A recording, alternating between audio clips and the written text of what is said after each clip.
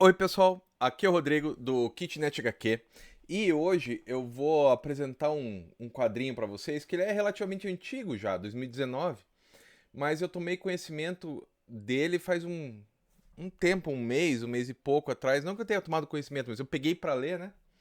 Que é o Shambara, né? O Caminho do Samurai. É uma criação do Roberto Recchignoni com o Andrea Arcadi, né? É um quadrinho da Bonelli, então é um quadrinho italiano. Eu espero que vocês não estejam ouvindo o barulho horroroso da reforma que tá tendo no vizinho aqui, por isso que eu estou falando mais próximo ao microfone. Vamos ver se o microfone capta só minha voz. A arte do quadrinho é muito bacana. Obviamente, como dá para perceber pela capa, conta uma história de samurais, né? E basicamente é isso que acontece. São duas histórias com aquele código de honra samurai e você tem que se matar, enfiar a faca aqui, o outro vai lá, corta a sua cabeça. E no meio disso aparece um velhinho que você já saca na primeira vez que ele aparece, surpresa zero, que ele é o grande fodão da coisa. Não precisa ser gênio. Na primeira vez que ele aparece, você já fala: ah, tá, esse é o fodão. Assim, até o jeito que o cara desenha e escreve o personagem lembra o Mestre Yoda, sabe? Não tem como você não lembrar do Mestre Yoda. Pequenininho, sou ceguinho, mas quando eu pego a espada, eu consigo matar o universo, sabe? Aquela coisa assim. Eu sou o seu guia espiritual e o cara mais fodão do mundo e ninguém dá nada pra mim porque eu sou pequeno e eu sou cego. Enfim, né? É bacana? É bacana. Mas é uma história, de novo, da jornada do herói, com alguma coisa de japonês no meio. Não, alguma coisa não, a história se passa no Japão, né? Mas é a jornada do herói clássica. É o cara que não sabe.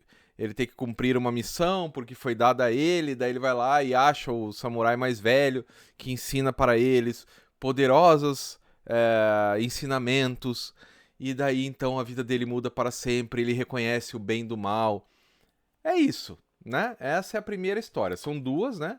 A primeira com o protagonista masculino e a segunda com a protagonista feminina, que também tem a vingança e daí ela encontra esse mesmo japonesinho pequenininho que é um gênio e ele faz tudo de bom e daí ela depois desse encontro a vida muda com muito sofrimento, ela consegue se ir além e ela consegue, enfim, entender toda a questão do universo e ela vai se vingar. Será que ela vai conseguir? Será que não? Será que a vingança vale a pena? Ou a alma não é pequena, né? E é isso, sabe? Assim, é uma história bacana, não me arrependo de tê-la comprado, não me arrependo, foi legal. Gastei um tempo lendo, me diverti, o desenho é lindo, as cores, a paleta de cores também utilizada é muito legal, né? Essa aqui é a hora que tá na chuva e tal, daí ele muda toda a paleta de cores. Na história da mulher também, está interno, nos lugares a paleta muda. É muito bacana, mas não tem nada de novo. E daí eu acho que na minha leitura uma coisa influenciou. E daí eu acho que isso foi fundamental. Então, por isso vou fazer um adendo aqui que talvez a minha leitura não tenha sido isenta, porque eu estou lendo neste momento O Lobo Solitário. Peguei aqui o número um, mas eu tô no número 19.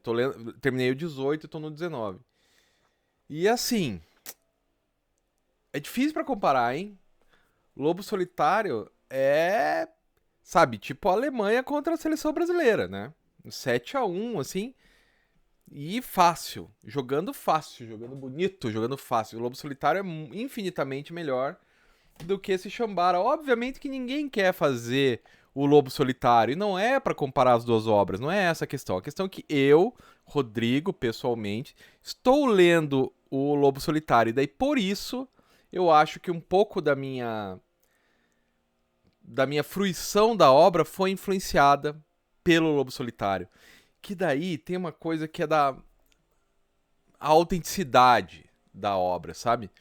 É, por mais que a gente queira, por mais que a gente leia, por mais que a gente saiba, a gente não consegue se colocar muito em outra cultura. Né? A gente vai fazer um pastiche da outra cultura. E tudo bem fazer o pastiche. Olha o que os italianos fizeram com o faroeste. Tex, Zagor, ou mesmo faroeste no cinema. Mas aquele faroeste que eles colocam não existe. Né? Nunca existiu, não existe. E tem uma distância, né?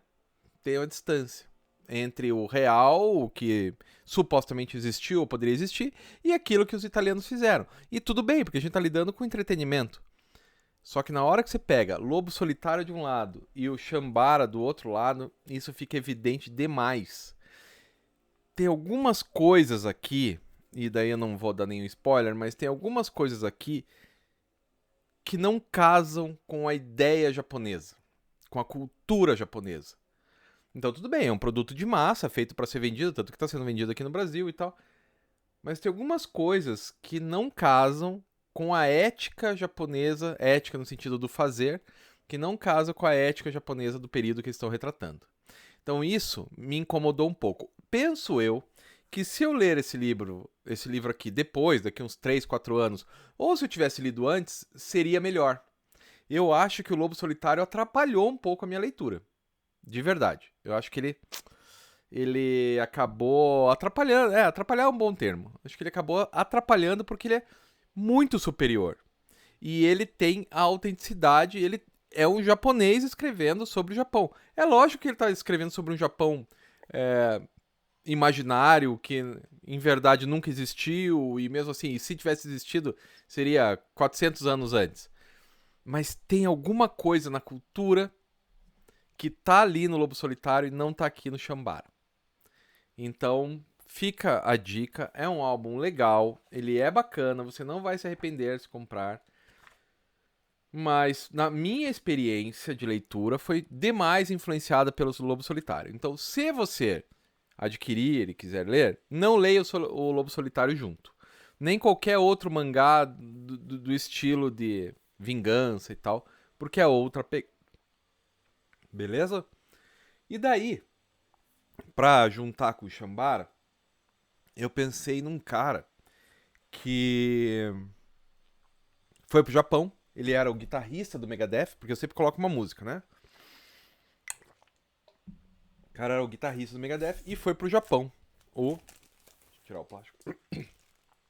Marty Friedman. Que esse disco aqui é um disco de heavy metal, né? É um disco de música instrumental heavy metal.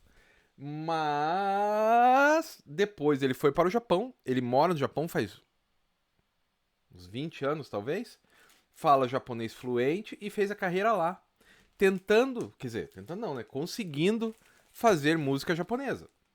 E é legal. É muito bacana. Como o Chambara. Mas não dá pra você achar que o cara consegue... É como um gringo fazendo samba aqui no Brasil.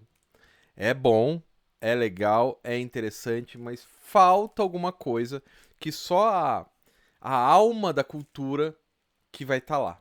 E ele não tem da mesma forma na música japonesa. Ele, quando faz heavy metal, é sensacional. Do mesmo jeito que o Chambara parece que tem alguma coisa que está faltando em relação à cultura japonesa. Né? Logicamente, como eu pontuei várias vezes, essa é só a minha visão. Coloque a sua aqui. Vai que você discorda 100% de mim. Discorde e escreva aqui. Beleza, pessoal? Então é isso. Adiós!